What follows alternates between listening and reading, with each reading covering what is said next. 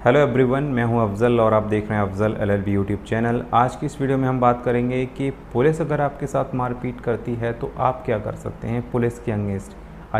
Police के against क्या आप सेल्फ़ डिफेंस यूज़ कर सकते हैं, पुलिस के साथ मारपीट कर सकते हैं, खुद को बचा सकते हैं, या फिर पुलिस के अगेंस्ट कैसे कानूनी कार्रवाई कर सकते हैं, वो सारा कुछ इस वीडियो में आपको बताऊँगा। जैसे कि आपको पता है 1 जुलाई सन 2024 से नया कानून लागू हो गया है, तो उसके तहत पुलिस को नई पावर मिल गई है। ठीक है, उसके बिहाफ़ पर पुलिस आज सर्वे सर्वा है। अगर पुलिस ऑन ड्यूटी है तो एक कंडीशन है कि अगर पुलिस किसी भी तरीके का कोई भी संज्ञेय अपराध की कोई सूचना मिली है या फिर इस संबंधित कोई भी घटना है तो पुलिस उस मामले में इंटरफेयर कर सकती है, बीच में आ सकती है। अपने आप किसी को बुलाने की ज़रूरत नहीं, वो खुद आ जाएगी उस मामले में। पुलिस को पूरा राइट मिल गया है कि आपके मामले में टांग अड़ा देगी। अब बात करते हैं कि अगर पुलिस जो बिल्कुल बेकसूर है, ना तो जिसका कोई वारंट है ना कुछ है, और ना तो किसका कोई क्रिमिनल हिस्ट्री है, लेकिन फिर भी अगर पुलिस देखा जाता है राह चलते लोगों को तंग करती है, परेशान करती है, वर्दी का रौब दिखाने के लिए लोगों के साथ लड़ती झगड़ती है, गाली गलौज करती है, मारपीट करती है, लोगों का नुकसान करती है। देखा जाता है लोगों की जो रेडी वाले होते हैं ना, जो अपने फल वगैरह बेच रहे होते हैं, उनके फलों की रेडी को ही गिरा देती है, उनका नुकसान कर देती है। अगर ऐसा कोई कंडीशन आपके साथ घटती है तो उस मामले में आप क्या कर सकते हैं। सबसे पहली बात करते हैं कि अगर सेल्फ़ डिफेंस की बात करें कि अगर आपके घर में कोई घुस करके चोरी डकैती लूटपाट इस तरह का कृत्य करता है तो आप बिल्कुल वैसे ही जैसे कि आप पहले ज़रूरी बल का प्रयोग कर सकते हैं जितना भी पॉसिबल है। अगर वो आपकी जान लेना चाहता है तो आप भी उसकी जान ले लीजिए, ठीक है। लेकिन ये चीज़ आपको कोर्ट में साबित करनी पड़ेगी। सेल्फ़ डिफेंस कहना बोलना इतना आसान नहीं है, कोर्ट में साबित करना होता है कि वो क्या कर सकता था और उसके बदले में आपने क्या किया। ये चीज़ आपको समझनी पड़ेगी, जो कि BNS की धारा 34 में ये चीज़ दी हुई है। उसके बाद ये सेल्फ़ डिफेंस के बारे में ये चीज़ स्टार्ट हुई है। आगे हम बात करते हैं कि अगर इस तरह का कोई कृत्य करती है, मान लीजिए कि पुलिस वाले किसी रास्ते में किसी के साथ मारपीट करने लगी, और ऐसी कंडीशन में आपको राइट नहीं है कि आप सेल्फ़ डिफेंस इस्तेमाल करें। अगर आप ऐसा करने की कोशिश करते हैं, खुद को बचाने की कोशिश करते हैं, तो पुलिस उसको एक आपराधिक बल के तौर पे यूज़ करेगी। उस मामले में आपके अगेंस्ट कानूनी कार्रवाई कर सकती है, और ये मुकदमा BNS की धारा 132 के तहत दर्ज हो सकता है आपके खिलाफ। अगर आप खुद को बचाने की कोशिश करते हैं तो आपका तो खुद का वो बचाव है, लेकिन आपकी पुलिस के हाथ पकड़ रहे हैं, ठीक है। पुलिस से खुद को बचाने की इस तरह की कोशिश, जो कि पुलिस को अगर ये लगे क्या, पुलिस तो खुद इसको कहेगी कि ये इन्होंने मेरे ऊपर आपराधिक बल का प्रयोग किया, ठीक है। तो उस मामले में आप पर BNS की धारा 132 के तहत कानूनी कार्रवाई हो सकती है, आपके खिलाफ FIR हो सकती है। दूसरी बात करते हैं कि अगर पुलिस आपको ज़्यादा ही मार रही है तो जाहिर सी बात है, जब ज़्यादा मारती है तो आदमी के अंदर भी कभी कभी देखा जाता है कि आदमी बदले की भावना में या फिर गुस्से में, कभी कभी देखा जाता है कि जिस तरह की पुलिस से चोटें मार रही है वो भी रिएक्ट करता है और इस तरह का कृत्य हो जाता है, मतलब कि दोनों की तरफ से मारपीट होने लगती है। तो उस मामले में पुलिस BNS की धारा 221 के तहत FIR दर्ज कर सकती है पुलिस को चोट पहुंचाने के संबंध में। तो उस मामले में आपको 5 साल तक की सज़ा या जुर्माना या फिर दोनों हो सकते हैं। समझ लीजिए, आप कर रहे हैं खुद का सेल्फ़ डिफेंस, पुलिस दिखाएगी उससे आपराधिक बल, आप पे FIR दर्ज हो जाएगी BNS की धारा 132 के तहत।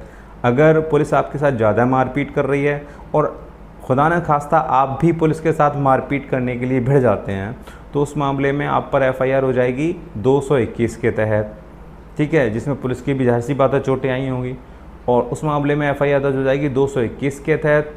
और आप पर अगर ये आरोप साबित हो गया कि आपने पुलिस के साथ इस तरह की मारपीट की आपने, तो आपको 5 साल तक की सज़ा या जुर्माना या फिर दोनों हो सकते हैं।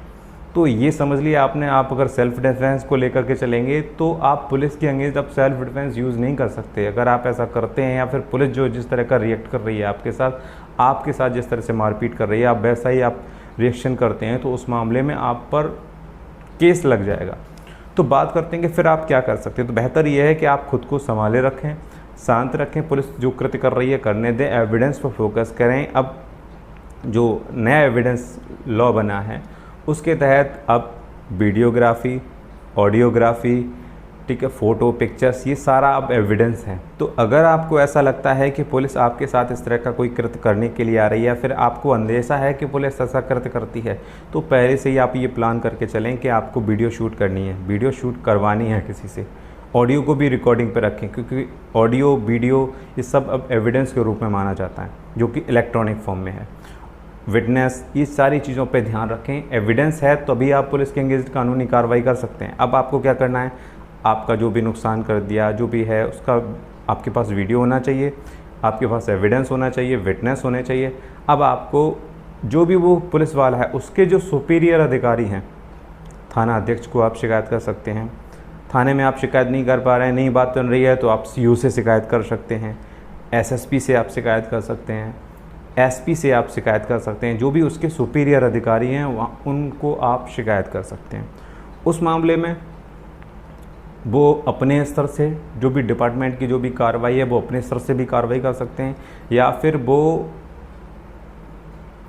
शिकायत जो भी क्षेत्र का मजिस्ट्रेट होता है, जो भी कोर्ट होता है, वहाँ पर आपकी शिकायत, मतलब वो शिकायत कर सकते हैं वहाँ।